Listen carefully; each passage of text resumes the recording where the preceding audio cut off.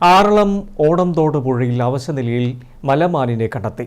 വനപാലകർ പ്രാഥമിക ചികിത്സ നൽകി. ആറളം ഗ്രാമപഞ്ചായത്തിലെ 7-ാം വാർഡിൽ ഉൾപ്പെടുന്ന ഓടംതോട് അയ്യപ്പക്ഷേത്രത്തിന് പിന്നിലെ പുഴയിലാണ് ശനിയാഴ്ച രാവിലെ മലമാനിനെ കണ്ടത്. കൊട്ടിയൂർ ഫോറസ്റ്റ് റേഞ്ചിന് കീഴിലെ കീഴ്പള്ളി മണത്തണ സെക്ഷൻ അതിർത്തി പങ്കിടുന്ന ഓടംതോട് പുഴയിലാണ് അവശനിലയിൽ മലമാനിനെ കണ്ടെത്തിയത്. പുഴയുടെ നടുവിൽ വെള്ളത്തിൽ അനങ്ങാതെ കിടക്കുന്ന മാനിനെ കണ്ട നാട്ടുകാർ ഉടൻ തന്നെ വനംവകുപ്പിനെ വിവരമറിയിക്കുകയായിരുന്നു. Kottiyoor range Manathana section forest ഓഫീസറുടെ നേതൃത്വത്തിലുള്ള വനപാലക സംഘം സ്ഥലത്തെത്തി പരിശോധന നടത്തി. 4 വയസ്സ് പ്രായം തോന്നിക്കുന്ന ഇരുകൊമ്പുകളുള്ള ആൺവർഗത്തിൽപ്പെട്ട മലമാനാണിത്. ശരീരത്തിൽ മറ്റ് മുറിവുകളോ പരിക്കുകളോ കണ്ടെത്തിയിട്ടില്ലെങ്കിലും ഇടത് കൊമ്പിന്റെ അടിഭാഗത്ത് ചോര പൊടിയുന്ന നിലയിലായിരുന്നു.